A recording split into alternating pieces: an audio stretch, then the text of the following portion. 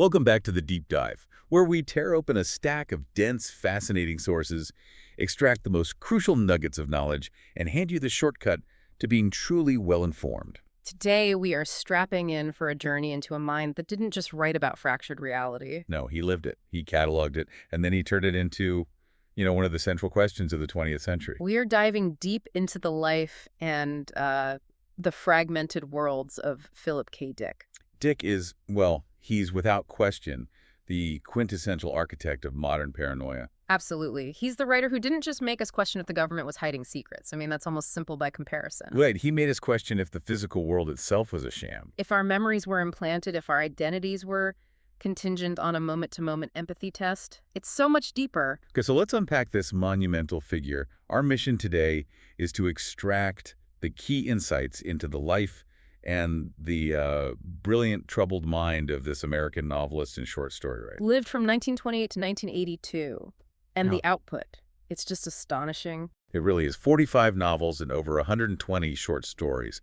And he managed to crank all of that out while struggling with, crippling financial hardship and some really profound personal trauma. And that's the key, isn't it? His extensive body of work is so powerful because it's a direct narrative consequence of his personal life. You can just draw a straight line. You can trace his philosophical inquiries, his struggles with mental health, with drug use. And of course, those truly astonishing mystical experiences he endured late in his life.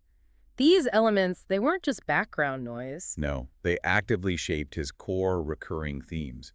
Things like illusory environments Ubiquitous, monopolistic corporations breathing down your neck. and altered states of consciousness being the only real pathway to true reality. Exactly. And the acclaim, which, as we know, he largely saw posthumously, it just tells you everything about his lasting importance. I mean, he's considered one of the most significant figures in 20th century science fiction. Widely regarded as a master of imaginative paranoid fiction in the vein of Franz Kafka and Thomas Pynchon, that's high praise. It is, and if you've ever watched a movie where the hero wakes up to find their entire life is a lie, be it The Matrix, So recall The Truman Show? you are walking down a path that Philip K. Dick forged decades ago.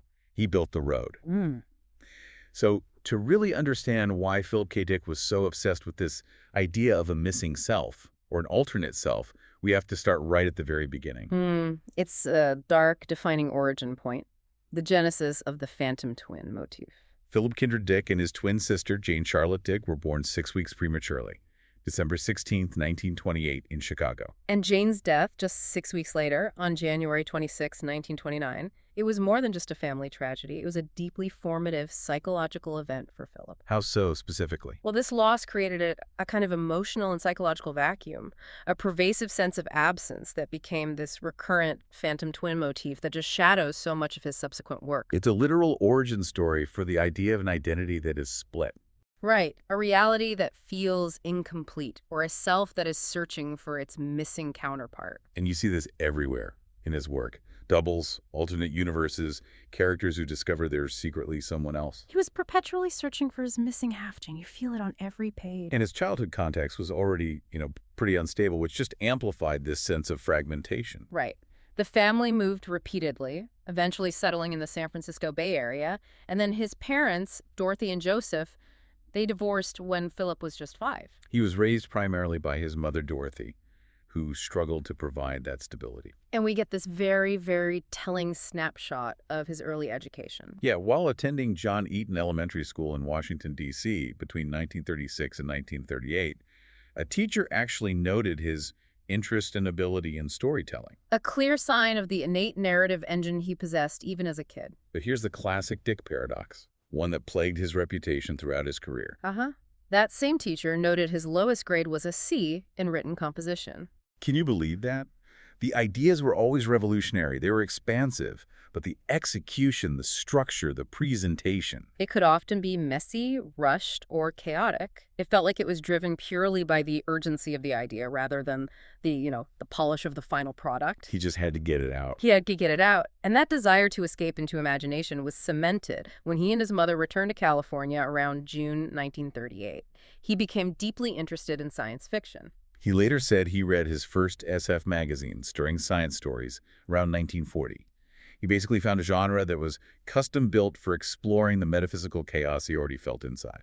But his official philosophical awakening, the moment that truly codified his internal feelings into a rigorous, if, let's say, unorthodox worldview that came in the late 1940s. Right, during his brief but impactful stint at the University of California, Berkeley. He started there in September 1949, studying history, psychology, and philosophy. But he left just 2 months later, in November, ultimately received an honorable dismissal in January 1950. Yeah. So, why such a quick departure? Primarily, it was due to severe anxiety problems.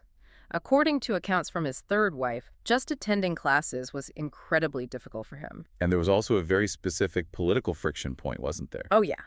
He absolutely disliked the mandatory ROTC training required at the time. He already had these strong anti-establishment pacifist leanings. So even though his time there was brief, those short weeks studying philosophy permanently rewired his brain. It gave him the vocabulary for his own cosmology. It gave him the tools. And this leads us directly to the engine of his fiction, a cosmic panentheism. I know it sounds like academic jargon, but we absolutely must understand this concept. Because it explains why none of his characters can ever trust their surroundings. Okay, let's break it down slowly. First, panentheism.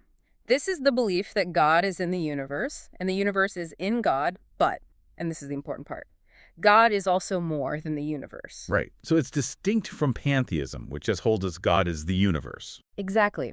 Panentheism means the divine is immanent, it's present everywhere, but it's also transcendent, existing beyond physical reality. Okay, so that's the panentheism part. Where does the acosmic part come in? Acosmic literally means not the cosmos, or the cosmos is null. For Dick, this meant that the material universe itself, it's a mass delusion. A mass delusion. Or an illusionary structure. He believed the only thing that truly exists is God, and the material universe, everything we perceive, touch, and measure, is merely a provisional, deceptive extension of God into space and time.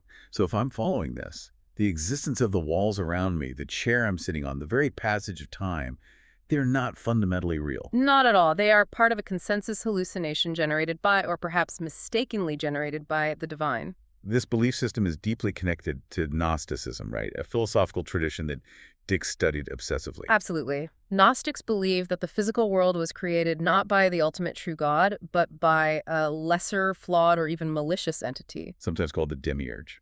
The demiurge, exactly. So this material world, therefore, is a prison. It's an illusion designed to keep true spiritual knowledge, what they call gnosis, hidden from us. That connection is just. It's vital. If Dick believed the world was an illusory prison run by a flawed creator, then the entire mission of his characters becomes trying to peek behind the curtain. How do they escape the demiurge's trap? They escape by questioning reality, by seeking out moments of inconsistency, or by suffering a breakdown that forces them out of the consensus narrative. This philosophical conclusion that the external world is fundamentally unreal and that seeking objective confirmation of reality is impossible is the foundational question. It runs through every single one of his novels, from Eye in the Sky all the way to Ubik. It's the highest philosophical stakes you can have, applied to the pulpiest science fiction plots imaginable. And with that high-stakes, metaphysical time bomb just ticking in his head, Dick launched into his professional writing career, using science fiction as his vehicle. He started writing full-time after selling his very first story, Roog, in 1951. He was only 22. And Roog, as a microcosm of his later work, is fascinating. It really is. It's about a dog who believes that the garbage men who arrive every Friday morning are actually monstrous alien entities. Stealing valuable, carefully stored food garbage, which the family has hidden away in a safe metal container. It immediately establishes that classic Dickian twist of perception. The familiar, mundane world is suddenly seen through a lens of absolute, terrifying, paranoid delusion. From the very beginning. From day one. And he was quickly recognized for his relentless, prolific output. His debut novel, Solar Lottery, came out in 1955. And by 1953, the magazine of fantasy and science fiction was already joking that Dick was one of the most prolific new professionals in the field. He was selling multiple stories a year to magazines like Planet Stories and FNSF. He was just a machine. But this sheer volume, this prolific output, was driven by a truly crippling reality. Financial hardship. He published almost exclusively in the low-paying science fiction genre, which, especially in the 1950s, offered just meager advances. And he desperately yearned for success in mainstream literary fiction, right? Yeah. He kind of saw his SF work as a necessary evil. Oh, absolutely. The poverty was intense. He once lamented the situation, saying we couldn't even pay the late fees on a library book. Wow. He felt constantly pressured to write these pulp stories just to keep the lights on, while the non-genre works were where he truly invested his artistic ambition and his identity. And that mainstream dream, as he called it, was long deferred. He once wrote that he was willing to wait 20 to 30 years to succeed as a literary writer. Believing literary fame was just a matter of patience. Right. But that ambition formally died in January 1963. That's his own words. What happened? His literary agency returned all of his unsold mainstream novels in one depressing bundle, just sent them all back. That must have been absolutely devastating. All the intellectual effort he poured into these works, which he considered his true art, was just dismissed. And of all those non-genre books, only Confessions of a Crap Artist was published during his life. And that wasn't until 1975, years after he had essentially given up on that dream. And so 1963 becomes this kind of paradoxical pivot point for him. A huge one. His true validation had to come from the field he often felt was second best. The critical breakthrough came in that same year when he won the Hugo Award for Best Novel for The Man in the High Castle. So he gets this instant, high-level, internal SF recognition proof of his genius. But the mainstream literary world remained unappreciative and had just rejected his life's literary ambition. What a profound psychological juxtaposition. You win the biggest award in the field you resent. In the same month, you realize the field you truly aspire to will never accept you. Right. That emotional friction had to have fueled some of his subsequent writing. It just had to. It absolutely sets the stage for the psychological collapse to come. But before that descent, we have this fascinating moment of shared humanity. Despite the ideological battles, right?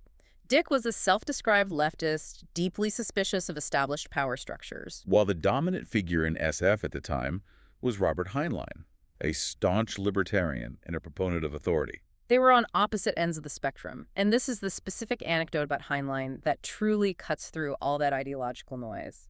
Dick was often ill, suffering from financial difficulties, and politically, like you said, they were miles apart. They were almost adversaries in print. Yet, in a testament to the unexpected kindness of humanity, Dick recounts how Heinlein reached out when Dick was particularly ill and just drowning in debt. He described Heinlein as very impressive and very military in stance. But he offered genuine practical help. He phoned to cheer him up, offered to buy him an electric typewriter, and, most critically, he loaned Dick money to pay a significant debt owed to the IRS. It's just astonishing that the man writing about paranoid, shifting realities found one of the most stable, reliable forms of reality, simple, generous kindness for the person he least expected it from. I mean, can you even imagine? Dick concluded that encounter by saying, "That is the best in humanity there. That is who and what I love." Wow.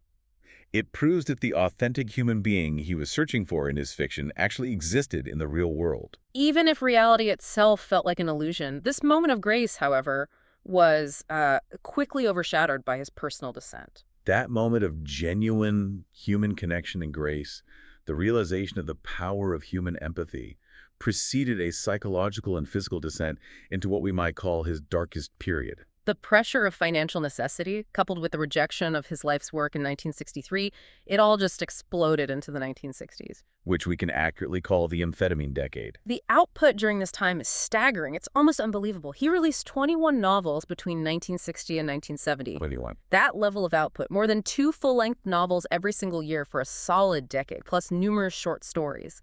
It was only physically sustainable through heavy, chronic amphetamine abuse. And this wasn't recreational, we should be clear. This was professional compulsion.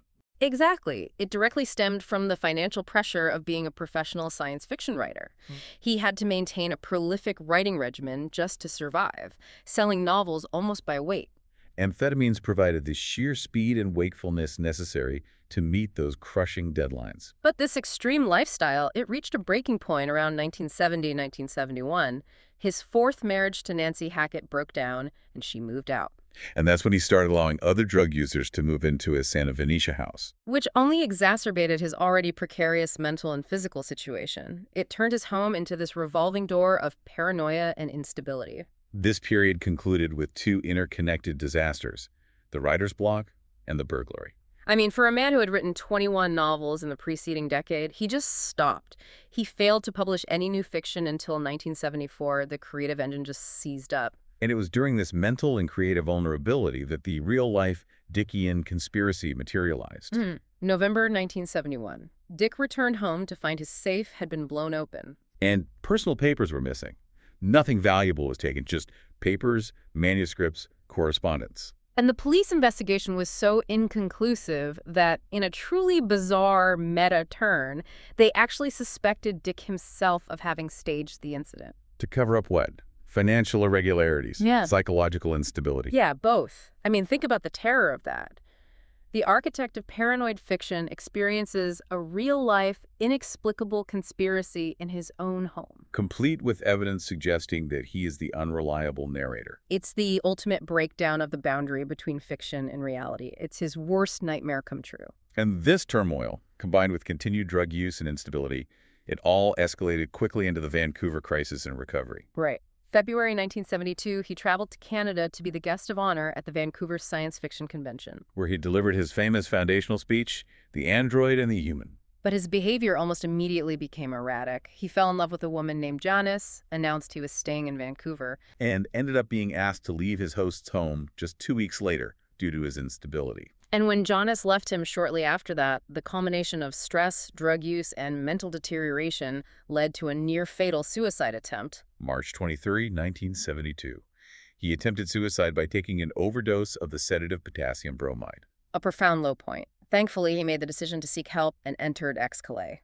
A Canadian Synanon-type recovery program, right? Centered on rehabilitation and community structure. Yes. And he was well enough to return to California by April of that year. The fact that he sought help and survived this crisis is vital. But the paranoia, the central feature of his mind, it didn't just cease with his recovery. No, in many ways, it intensified and turned outward. It fueled some of his most bizarre public actions. Indeed. We have records of his extremely paranoid actions during this period. Notably, his correspondence with the FBI in 1972 and again in 1974. He wasn't just expressing abstract fears, he was naming names. He told the FBI that he believed he had been approached by a covert anti-American organization and that he recognized their ideology in a book written by science fiction author Thomas Disch. Implying Disch was connected to them.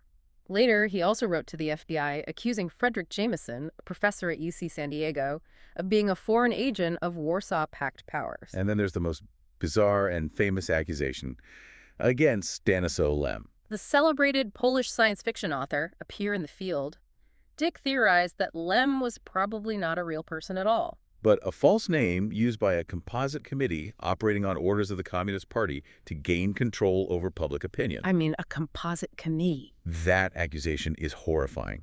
And while it perfectly reflects his fictional themes, the idea that identity is fungible and the world is run by unseen forces, as analysts, we have to acknowledge that these actions went beyond philosophy. Oh, absolutely. They went into the realm of harmful, likely drug-fueled delusion. How do we reconcile the intellectual depth with the extreme psychological damage? It's the central paradox of Dick. We have to acknowledge that these were the actions of a person experiencing profound mental distress and paranoia. But the tragedy of the breakdown provided him with the raw emotional material necessary for his ultimate fictional confrontation with this period. The pain of the experience led directly to his greatest artistic achievement in that area. Precisely. His experiences during this tumultuous time, the heavy drug abuse, the total loss of identity and reality, living among addicts, and the structured recovery at Ex-Calais were all fictionalized in a Scanner Darkly, published in 1977. His true confessional. It centers on Bob Arctor, an undercover narcotics officer living with addicts, who gradually loses his grasp on reality and eventually his own identity due to the mind-altering substance D. The novel famously uses the scramble suit, a shimmering, constantly shifting disguise, as a perfect metaphor for the collapse of identity itself. And Dick himself cited A Scanner Darkly as his true masterpiece. And there is a poignant, almost sad fact that emerged later about his long reliance on amphetamines, isn't there? Yes. In a 1975 interview, he noted that doctors had later told him that despite years of heavy amphetamine use, his liver had been processing the drug before it reached his brain. So while the drugs certainly had an impact on his state of mind and paranoia, it leaves open this huge philosophical question. If the drugs weren't fully reaching his brain, what was truly driving the manic 21-novel output of the 1960s? Was it the economic necessity? The raw mental instability? Or perhaps something even more profound? And that something more profound, that reality-shattering force. It burst into his life a few years before A Scanner Darkly was even published. This marks the definitive moment of his late career. We're talking about the 374 mystical experiences. Shorthand for February-March 1974, which he claimed were independent of drug use. And this wasn't a recreational experience. This was a religious and metaphysical event that completely restructured his perception of reality, even in his own estimation. The setup is he was recovering from dental surgery. He had been administered sodium pentothal, which may have lowered his psychological defenses. But he was home and generally clear of other substances. And this leads us to the pink beam incident. While recovering, a young delivery woman came to his home to drop off Darvon. Dick was struck by her beauty, and especially by her golden necklace, which had a curious fish-shaped design. When he asked her about it, she said it was a sign used by the early Christians. Dick called the symbol the vesicle Pisces. Which was a conflation, right, of the Christian ichthys symbol, the fish outline, and the vesica Pisces, which is two intersecting circles. Exactly. But as the woman was leaving, the sun glinted off the gold pendant. The reflection caused the generation of a dazzling, luminous pink beam of light that seemed to penetrate his mind. And this light, this intelligence, it imparted wisdom and clairvoyance. This is the crucial moment where Dick felt he was no longer generating reality, but receiving it. The gold light in Gnosticism often signifies the transmission of true spiritual knowledge, gnosis piercing the veil of the material world. And he believed the beam was intelligent in communicating with him directly. The most compelling evidence he had for the external nature of this phenomenon was a specific documented example of this intelligence in action. Right. On a separate recurrence of the pink beam, which he experienced repeatedly for several weeks, the light imparted the information that his infant son, Christopher, was ill. And the Dicks immediately rushed the child to the hospital, where the illness, an undiagnosed congenital inguinal hernia, was professionally confirmed. For Dick, this was impossible knowledge. It was external validation that something transcendental was intervening in his life. After this initial incident, the hallucinations began to diversify. Geometric patterns, brief pictures of Jesus, and even visions of ancient Rome, specifically 1st century A.D. Rome. He might have initially attributed it all to medication side effects, but after weeks of continuation, that rational explanation became impossible for him to hold on to. He later told Charles Platt, "I experienced an invasion of my mind by a transcendently rational mind, as if I had been insane all my life and suddenly I had become sane." This led to what he called dual existence. He claimed he began living two parallel, simultaneous lives. One as himself, Philip K. Dick, in late 20th century California. And the other as Thomas, a Christian being persecuted by Romans in the 1st century A.D. So he believed that the Roman Empire had survived, masked by modern life, and that he was simultaneously living out the persecuted life of a Christian mystic battling that empire. An almost infinite temporal loop. And he needed a name for this force, this transcendently rational mind. He called it Zebra, God, and most famously, Velis. Velis, vast active living intelligence system. He later theorized that Velis was a reality generator, an orbiting satellite or system that occasionally transmits corrected true information down to those who can perceive it. It's the ultimate Gnostic metaphor. The true light breaking through the false world. And the desperate attempts to document, rationalize, and decode this entire experience resulted in the most monumental literary project of his life that wasn't fiction. The Exegesis and the Unending Empire. The sheer scope is staggering. This was his private journal, which he wrote nightly from 1974 until his death in 1982. Trying to apply every philosophical and theological tool he had to comprehend what was happening to him. 8,000 pages. Roughly 1 million words of speculative nonfiction writing. That is an obsession defined. It wasn't just rambling, though. The exegesis was a methodology. He was attempting to decode what he believed was a divine or extraterrestrial transmission.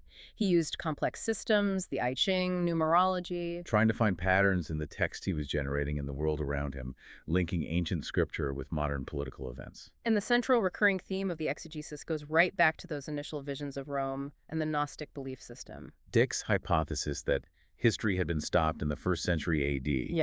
And that the empire never ended. This is the critical application of the theodicy problem, the philosophical question of why an all-good, all-powerful God would allow evil and suffering to exist. For Dick, the reason was simple. The ultimate true God did not create this material world. The empire, which for him symbolized materialism, fascism, and despotism, had forced true gnosis underground and kept the global population enslaved to worldly possessions and false reality. And he didn't just see this as ancient history. Dick explicitly believed that modern tyranny, specifically citing President Richard Nixon, was an incarnation of Roman despotism. He even hypothesized that Velas had communicated with him and others to induce Nixon's downfall and impeachment. It shows how profoundly he connected his internal spiritual revelation with external political reality. He saw the whole world as a poorly rendered computer program that sometimes glitched, allowing the truth to shine through. The exegesis was his obsessive, million-word-long attempt to document every single glitch he saw. And these experiences in the 2374 period, they really just cemented what was already brewing in his fiction for 2 decades. Definitely. Which brings us to the thematic analysis of his work, because his personal struggle with what was real became the world struggle. His core theme, reality and simulacra. The foundation of his philosophy is as a cosmic panentheism, and that translated into fiction, where the primary source of existential terror is the question, is this real? Absolutely. His work starts with the basic assumption that there cannot be one single objective reality.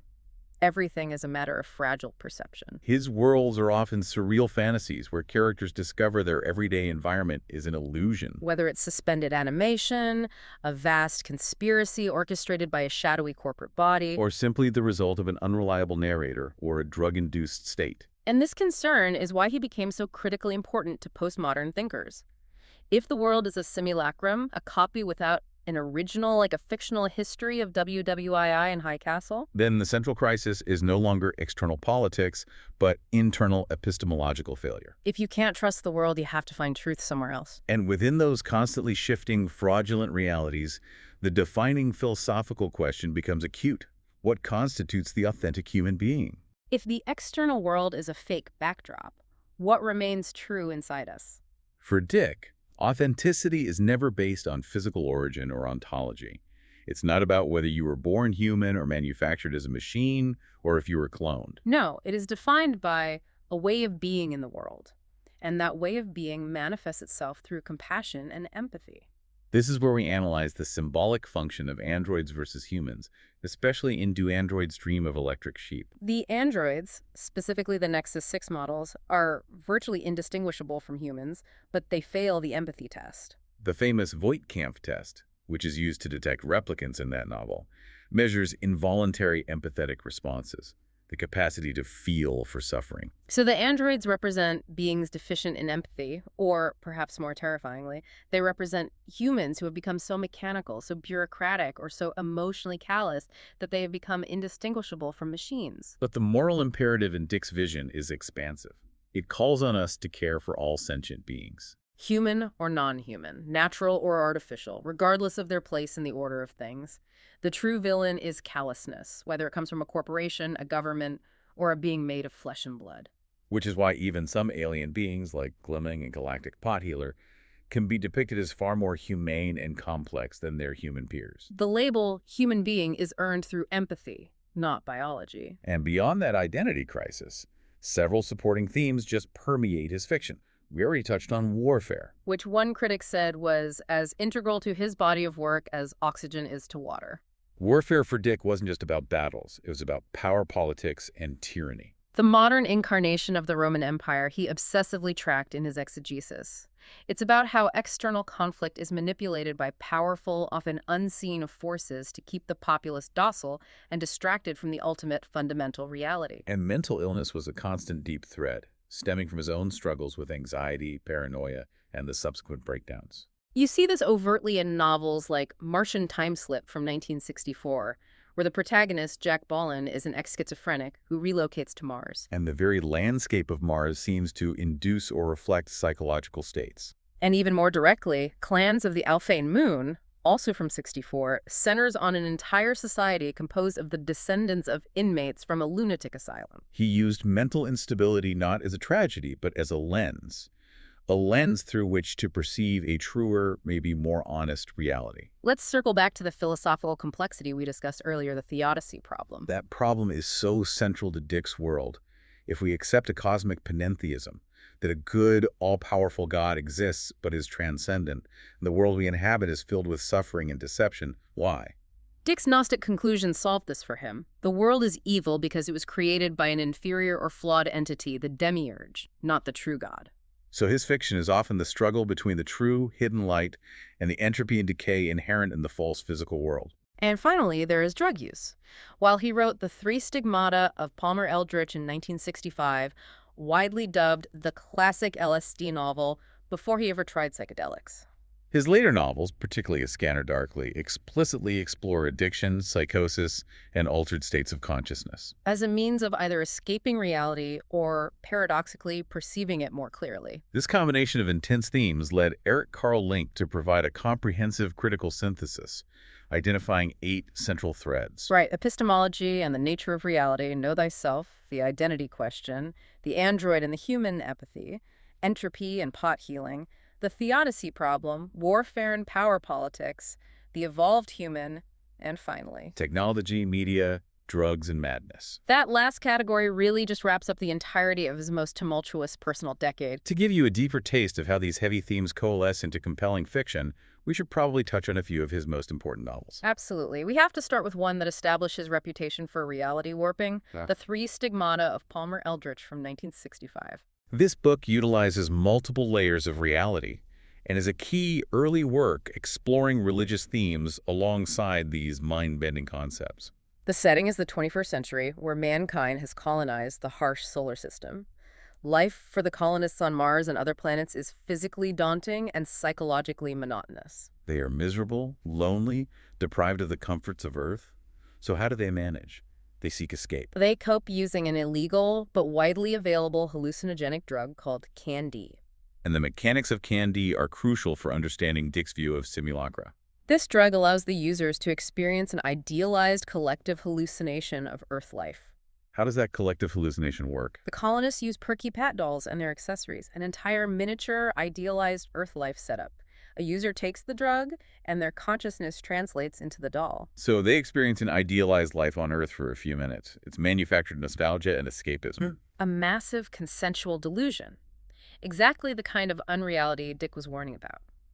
But then the titular Palmer Eldritch, a new, sinister figure, enters the scene with a new drug, Choosy. Which promises permanent escape. The danger is that Choosy gives Eldritch, who returns from interstellar space bearing mysterious stigmata, control over the user's reality. So the simulacrum isn't just an escape, it's a form of perpetual spiritual entrapment. It's Dick's take on the devil offering salvation. Next, we have a novel that Time magazine considered one of the all-time greats in the English language, Ubik from 1969. Ubik is one of his most abstract works. It's all about eroding reality in that liminal space between life and death. The core concept revolves around psychic telepathy and a suspended state after death known as half-life. A group of psychics and inertials, people who negate psychic powers, is apparently attacked by a saboteur's bomb. And the subsequent narrative constantly flickers between different equally plausible realities. The main characters are trying to figure out if they are alive or if they are in half-life. A cryogenic limbo, subject to psychically manipulated realities by other minds in suspension. And the terror comes from the constant, visible decay. Reality rapidly erodes and shifts, money becomes obsolete, food goes bad instantly, cigarettes turn to dust. Everything falls apart due to an unseen entropic force, forcing the characters to rely on a mysterious product called Ubik to temporarily stabilize reality. Moving into his post-crisis period, we have Flow My Tears, the policeman said, from 1974, which won the John W. Campbell Memorial Award. A classic identity crisis novel. It takes place in a dystopian near-future police state. The city is controlled by police forces known as Poles and the militarized National Guard called Nats. The protagonist is TV star Jason Taverner, a highly famous, charismatic celebrity who is untouchable. But after an attack, Taverner wakes up in a dingy hotel room. He has his money, but his identification cards are missing. And because security checkpoints are everywhere, lacking ID is a catastrophe. But the true terror is that his entire identity has been erased from existence. No one, not his closest associates, no official database, not even the people he slept with, recognizes or remembers him. This is profound anxiety distilled into a plot. He has to rely only on his innate charisma and social graces to navigate a city where, officially, he simply shouldn't exist. This is also the novel where Dick later discovered that astonishing parallel to his own exegesis period. Right. A remarkable anecdote. Dick's Episcopal priest informed him that an important scene in Flow My Tears involving Police General Felix Buckman was extremely similar to a story in the biblical book of Acts. A book Dick had never even read. And he used this as partial confirmation that the visions he received during 2374 were genuinely external and prophetic rather than just internal psychological events. Finally, we have to mention Veilus from 1980, which directly tackled his mystical experiences and serves as the literary capstone to his life. Veilus is perhaps his most metafictional, postmodern, and autobiographical work. It directly examines the 2374 experiences through the lens of three characters. Himself, Phil, an author named Philip K. Dick, and his alternate personality, Horse Lover Fat. It's a desperate attempt at self-analysis, questioning his own sanity, his perception, and the nature of the vast active living intelligence system that invaded his consciousness. It's science fiction, philosophy, autobiography, and theory all smashed together. Questioning whether his revelations were true gnosis or pure schizophrenic breakdown. And it sets up the key question of the whole novel. Can any rational human truly decode a divine transmission, or is the effort itself a sign of madness? The genius is that the novel refuses to answer that question, forcing the reader to constantly shift their trust between the author, the narrator, and the divine signal itself. It took some time for the world to catch up to Dick's complex intensity, but when it did, the influence was just explosive. His status as Hollywood's muse is undeniable. By 2009, films based on his works had generated a total revenue of over $1 billion. What's often overlooked, but fittingly Dickian, is the frequent practice of changing the original titles. Do Androids Dream of Electric Sheep becomes the iconic Blade Runner. This habit of retitling, often done by editors in the pulp era, meant the work was always slightly estranged from its original packaging. The most famous story, of course, is the development of Blade Runner in 1982. Dick was initially intensely critical and deeply apprehensive about the adaptation process. Especially the early screenplays. He refused to do a novelization of the film, fearing it would betray his core themes. But the mood shifted dramatically when he was shown about 20 minutes of test footage. He saw the film's imagined 2019 Los Angeles setting, the neon-drenched, grimy, hyper-crowded technological future, and was genuinely amazed. He said it was exactly as how I had imagined it. The aesthetic alignment was so perfect that Dick fully backed the film, stating that Blade Runner justified and completed his life and creative work. He felt the visual realization of the world was the ultimate validation of his paranoid imagination. Tragically, he died from a stroke less than 4 months before the film's release. He never saw the final cut. And that film just opened the floodgates for adaptations. The major adaptations list is long and varied. Total Recall, adapted twice, in 1990 and 2012, based on We Can Remember It For You Wholesale, Which is about implanted memories, then Screamers from Second Variety, which introduced the terrifying concept of advanced, shape-shifting humanoid assassination machines. We have Steven Spielberg's Minority Report about precognitive policing, the rotoscoped Scanner Darkly, And the Adjustment Bureau. The continued interest proves his ideas are timeless. The TV renaissance has also been highly successful. We saw the critically acclaimed Amazon Prime series The Man in the High Castle, which ran from 2015 to 2019. And there was also the 2017 anthology series Electric Dreams, based on various Dick stories, proving his short fiction remains a perfect template for modern anxieties. But his influence extends far beyond pop culture and into high theory, the postmodern connection. Thinkers like Jean Baudrillard have commented extensively on how Dick's writing foreshadowed postmodernity and the hyperreal condition of simulation. Let's elaborate on that hyperreal condition because it is central to understanding his intellectual legacy. What did Dick show us that Baudrillard recognized? Baudrillard noted that Dick showed the collapse of the difference between the map and the territory. We used to have a real world, the territory, and a representation of it, the map. Dick's work demonstrated that we now live solely in the representation, the map, and the original reality, the territory, is lost forever. In other words, we have lost the ability to step outside the simulation and look back at the original. We are trapped in the fiction we create. Whether that fiction is Candy or the 24-hour news cycle, Baudrillard argued that in Dick's worlds, there is no more double. One is always already in the other world. The simulation is impassable, unsurpassable. And finally, we have the ultimate meta-commentary, the android simulacrum. The Hanson Robotics Philip K. Dick android was built in the early 2000s. A simulacrum, a remote-controlled robot designed in his likeness and capable of engaging in conversation. It was a character type, the artificial human questioning its own reality that was central to his fiction. And in a perfectly Dickian twist of missing identity and unreliable reality, the robot head was misplaced by an America West Airlines employee while traveling in 2006. It wasn't found for years, leaving the body without itself. The missing android, a physical embodiment of his deepest theme. This self-referential legacy is powerful, but his formal literary honors also confirm his importance. He was inducted into the Science Fiction Hall of Fame in 2005. And in 2007, he became the first science fiction writer included in the Library of America series, permanently cementing his place in the American literary canon. As we wrap up this deep dive, let's just recapitulate Philip K. Dick's complex life. It was a life marked by intense flashes of genius, grinding financial struggle, bouts of severe anxiety and addiction, And massive, reality-shattering spiritual revelation. All of these forces combined to fuel his relentless, obsessive examination of what it means to be human in an illusory world. He managed to externalize his internal chaos and turn it into global philosophical art. And the narrative of his life finds a strange, complete closure at the end. It returns us right back to the beginning. To the phantom twin motif. That's right. After he suffered a severe stroke and was disconnected from life support in Santa Ana, California in March 1982, his father took his ashes to Riverside Cemetery in Fort Morgan, Colorado. And Philip K. Dick was buried next to his twin sister, Jane Charlotte. Her tombstone, inscribed with both their names and dates, had been waiting for him for 53 years. The narrative of the separated phantom twin, the incomplete self, was finally physically completed in that Colorado soil. But his work continues to challenge us. The year after his death in 1983, the Philip K. Dick Award was established. Which recognizes the best original science fiction paperback published in the U.S. every year. It honors new writers who explore the themes he made famous. So as you finish this deep dive, consider this. How does Dick's legacy continue to challenge new generations of writers to find that elusive, authentic humanity? And more importantly, to question the manufactured reality, the hyper-real simulation that might be generated all around you right now.